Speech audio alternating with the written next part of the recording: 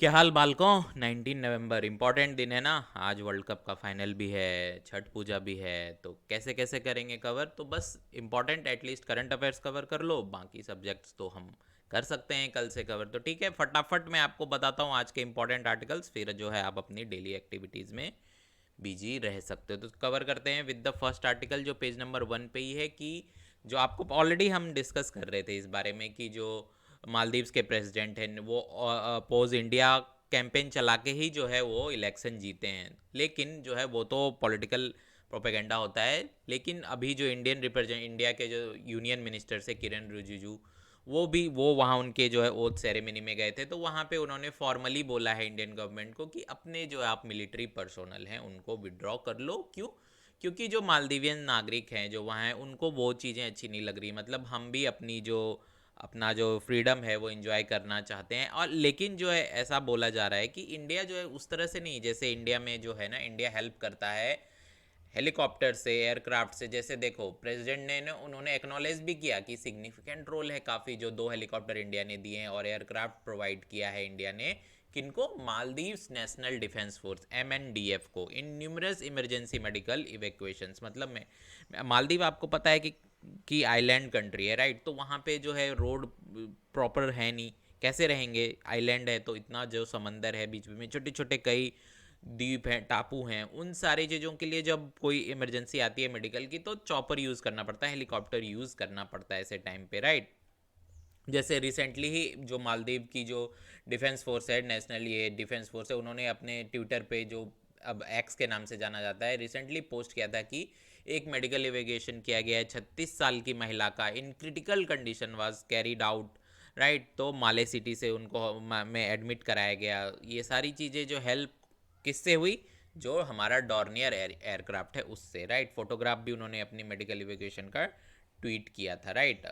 तो जो है ये कंफर्म करते हुए प्रेसिडेंट ने कहा, जो हमारे यूनियन मिनिस्टर रिजिजू जी से उनकी मीटिंग हुई, कि इंडियन मिलिट्री पर्सोनल जो प्रेजेंट है मालदीव्स में, जो एयरक्राफ्ट को ऑपरेट कर रहे हैं for medical evacuation and counter drug trafficking purpose, क्योंकि आपको पता है मालदीव्स टूरिज्म के लिए काफ़ी फेमस है, इंटरनेशनल टूरिस्ट भी काफ़ी रहते हैं। तो ड्रग्स का भी जो है वहाँ पे थोड़ा सा जो ट्रैफिकिंग होती है। एंड वो एग्री किए कि जो दो गवर्नमेंट हैं वो डिस्कस करेंगे कि workable solution for the continued operation, कि ये जो ऑपरेशन है उसको कंटिन्यू कैसे किया जाए। आखिर कोई तो रास्ता होगा, या हो सकता है कि आप मालदीवियंस को सिखा दो कि कैसे ऑपरेट करना है, एयरक्राफ्ट कैसे करनी है, बहुत सारी चीज़ें हैं। तो जो एक जो है फाइनल आउटकम जो निकल के आएगा, जब डिस्कस ये लोग वर्केबल सॉल्यूशन पे काम करेंगे, कुछ तो फाइनल आउटकम निकल के आएगा, तब हम वो भी देखेंगे। जैसे यहाँ पे ये डेटा देख सकते हो, डेटा आपके एग्जाम पर्सपेक्टिव से उतना इंपॉर्टेंट नहीं है, लेकिन मिनिस्ट्री ऑफ इंडिया के एक्सटर्नल अफेयर्स ने जो है रिस्पॉन्डिंग किया था कि 5 साल में 500 से ज़्यादा मेडिकल इवेक्यूएशंस किए हैं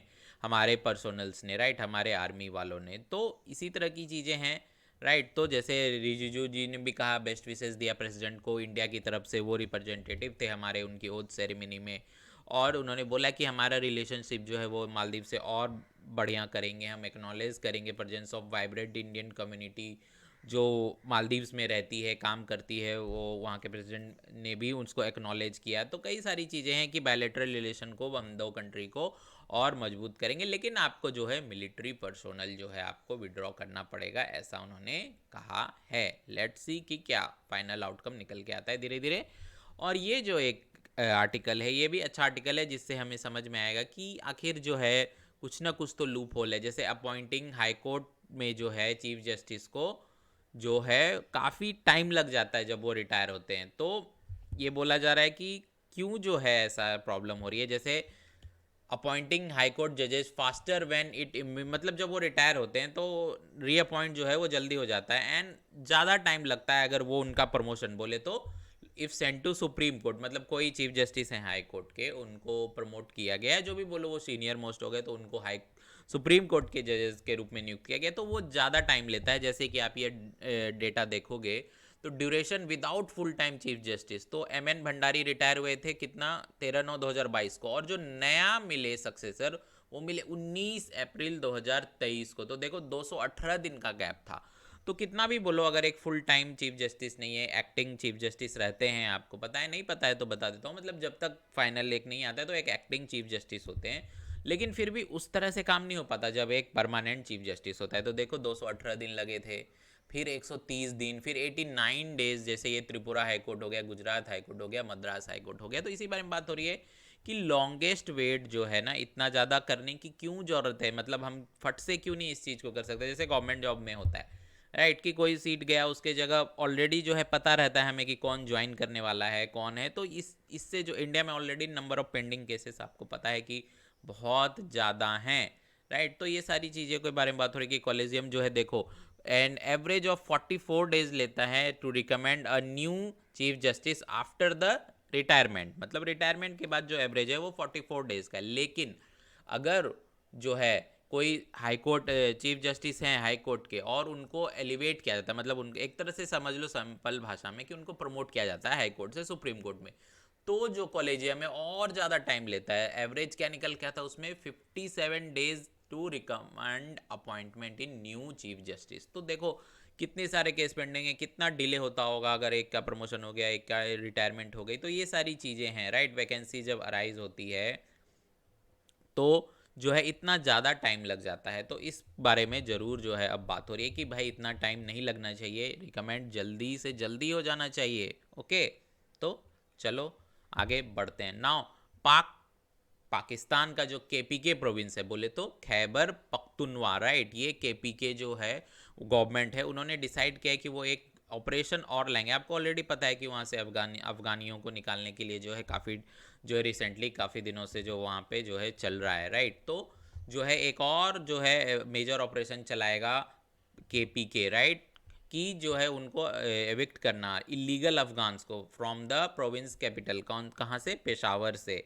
एक सीनियर ऑफिशियल ने वहाँ के कहा है कि देखो the move by the Khyber Pakhtunkhwa के government came amid ongoing, already आपको पता है डिपोटेशन चल रहा है, हमने पिछले दिनों इसको कवर किया है। ऑलमोस्ट जो है देखो 3,40,000 जो है रिसेंट वीक्स में, पिछले सप्ताह एक दो सप्ताह में जो है ऑलरेडी पाकिस्तान को छोड़ के जा चुके हैं after spending years in the neighbouring country, मतलब सालों साल, मतलब उनके कितने जो है फैमिली रही, उनका ख़ानदान रहा, उसके बाद भी उन्हें छोड़ के जाना पड़ रहा है राइट। ये देखो पूरी की पूरी फैमिली ये सालों से जो है कई रह रहे थे पाकिस्तान में लेकिन अब जो है उन्हें छोड़ के जाना पड़ेगा, और वो उसके लिए एक ग्रैंड ऑपरेशन भी चला रहे हैं राइट ऑफ इलीगल अफगान्स। जबकि आपको पता है कि यूनाइटेड नेशंस की जो एजेंसी है जो ये करती है, उन्होंने भी बोला कि भाई थोड़ा सा आप इसको और टाइम फॉरवर्ड करो, लेकिन जो है डिपोटेशन ऑर्डर जो है इन लोग जो है अभी सुनने वाले नहीं हैं राइट।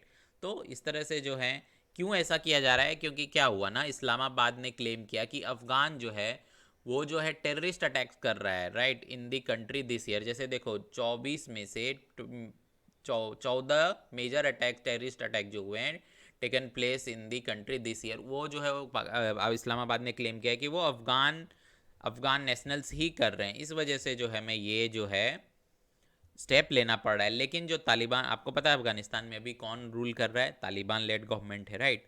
तो काबुल ने जो है रिजेक्ट किया है पाकिस्तान के इस क्लेम को कि भैया हम नहीं है इन्वॉल्व, लेकिन पाकिस्तान जो अपने जो डिसीजन पे अड़ा हुआ है कि हमें नहीं चाहिए इलीगल अफगानीज अपनी कंट्री में। ओके, चलो फिर आगे बढ़ते हैं ना। ये जो डेटा है ये भी आपको शॉक कर सकता है, क्योंकि जो रूरल वर्कर्स हैं एमपी में, गुजरात में, जैसे गुजरात आपको पता है मॉडल स्टेट है राइट, बोलते हैं कि काफ़ी डेवलप है, लेकिन वहाँ का भी जो वेजेस है, डेली वेजेज है ना, जो दिहाड़ी मजदूर होते हैं, वो जो नेशनल एवरेज से वो भी कम है। देखो नेशनल एवरेज 2021-22 में कितना था भारत का, 323.2, मतलब 323.2 रुपीज़, और ये 2022-23 में कितना हुआ है, 345.7, मतलब 345.7 रुपये। लेकिन गुजरात में आप देखो शॉकिंग है कि 241, मतलब नेशनल एवरेज से कितने रुपए कम मिल रहा है, ऑलमोस्ट देखो 100 से भी ज़्यादा रुपए से कम है। पिछले साल का भी वही फंडा था, पिछले साल भी 323 थे तो 220 था, लेकिन सबसे कम कौन सा स्टेट है, मध्य प्रदेश है। आपको एग्जाम पॉइंट ऑफ व्यू से देखो पूरा हर एक का आपको डेटा याद नहीं रखना है, आप जो है लोएस्ट याद रखो एक दो, और एक दो हाईएस्ट याद रखो। और आप अगर स्टेट पीसीएस वाले की तैयारी कर रहे हो, स्टेट पीसीएस भी देना है, तो अपने स्टेट का जो है डेटा आपको याद रखना है। तो ये देखो ये हुए 5 जो सबसे पुअरली पेड है और 5 हायरली पेड है, इतना याद रखो, हर एक स्टेट की याद रखने की जरूरत नहीं है। जैसे मध्य प्रदेश सबसे लोएस्ट है, 217 था 2022 में और 229 है इस साल। और हाईएस्ट कितन कौन देता है, केरला देता है, जैसे 726 रुपये दिहाड़ी मिलती है वहाँ अगर वहाँ जाके अगर आप काम करोगे पिछले साल, और इस साल 764 बोले तो 764.3 रुपीज़। और मध्य प्रदेश लोएस्ट है, उसके बाद देखो जम्मू एंड कश्मीर का आता है, हिमाचल, तमिलनाडु एंड हरियाणा, ये सारे जो है हाईएस्ट में आते हैं। और मध्य प्रदेश, गुजरात जैसा जो मॉडल स्टेट जिसको बोला जाता है वो इसमें है। तो ये आपको ध्यान रखना है, क्योंकि अगर आप नहीं ध्यान से दोगे तो अगर आपसे पुअरली पेड पूरा चुना जाए, तो अगर आपको ये डेटा नहीं पता हो किसी को, तो वो शायद गुजरात को टिक बॉक्स ना करे कि वो लोएस्ट में आता है, क्योंकि लगे अरे गुजरात तो भाई बहुत ही ज़्यादा डेवलप है, मॉडल स्टेट है, राइट। तो ये सारी चीज़ें आपको ध्यान रखनी है, और अपने स्टेट का आप ध्यान रखना। ओके, चलो फिर डेटा बाकी हर एक कंट्री का मुझे नहीं लगता है आपको पढ़ने की ज़रूरत है, उतना याद रखना भी पॉसिबल नहीं है। अपने स्टेट का याद रखो और लोएस्ट और हाईएस्ट याद रखो। चलो फिर आगे बढ़ते हैं। नाउ सेंटर ने अप्रूव किया है किन किन कंपनीज का, डेल, एचपी, फॉक्सकॉन, राइट। तो ये डेल है, आपको पता है, ये डेल एचपी से आपको समझ में आ गया होगा कि ये लैपटॉप बनाने वाली कंपनियां हैं, राइट। तो पीएलआई स्कीम जो गवर्नमेंट लेके आई थी, जिसमें कहना था कि आप इंडिया में ही जो है प्रोड्यूस करो, लैपटॉप मैन्युफैक्चरिंग स्टार्ट करो।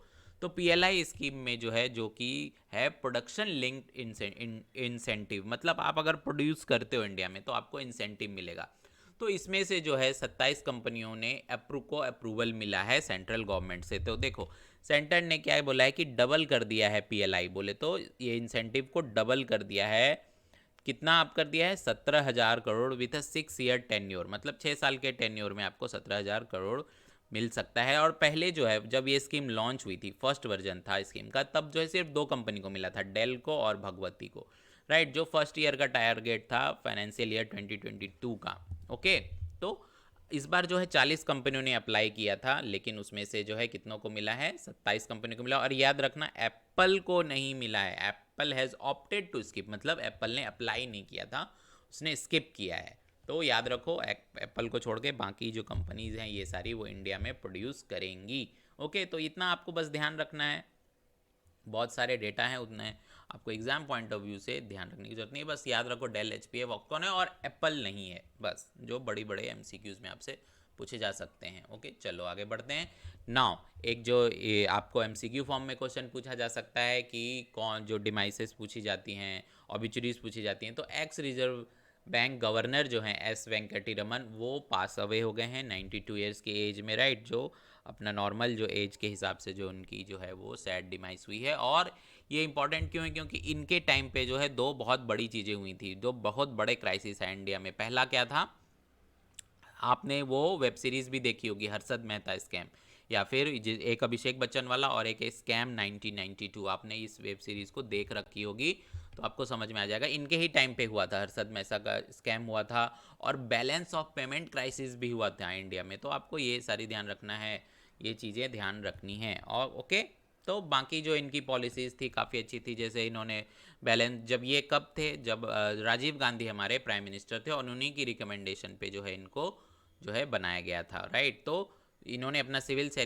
कैरियर जो है फिनिश किया था 1990 में। उसके बाद जो है इनको रिजर्व बैंक का गवर्नर जो है टेक ओवर किया इन्होंने। ओके, राजीव गांधी जी के सपोर्ट से। बस इतना आपको ध्यान रखना है कि कौन पास अवे हुए, श्री वेंकटरमन कौन थे, आरबीआई के गवर्नर थे। और इनके टाइम पे 2 जो है क्राइसिस हुई थी बहुत बड़ी इंडिया में, कौन कौन सी, balance of payment crisis and Harshad Mehta scam. Okay, तो गाइज इतने इंपॉर्टेंट न्यूज़ थे आज के लिए। अगर कोई डाउट हो आपको, हेल्पलाइन नंबर की किसी भी प्रिपरेशन के लिए हेल्प चाहिए, तो हमारे प्रो काउंसलर से आप कांटेक्ट कर सकते हो इस नंबर पे। और हमारे व्हाट्सअप चैनल की लिंक जो है आप सर्च करोगे तो वहाँ पे भी आपको डेली नोट्स मिल जाएगा। टेलीग्राम चैनल की लिंक आपको डिस्क्रिप्शन में मिल जाएगी। तो ठीक है, आज आप इंजॉय करो वर्ल्ड कप फाइनल। और हाँ, जिनके घरों पे छठ पूजा होती है उनको छठ पूजा की हार्दिक शुभकामनाएं। तो अगर सब्सक्राइब नहीं किए हो तो सब्सक्राइब कर लेना। मैं इसी तरह आपके लिए रोज़ इंपॉर्टेंट आर्टिकल्स लेके आता रहता हूँ। मिलते हैं कल, बाय, टेक केयर।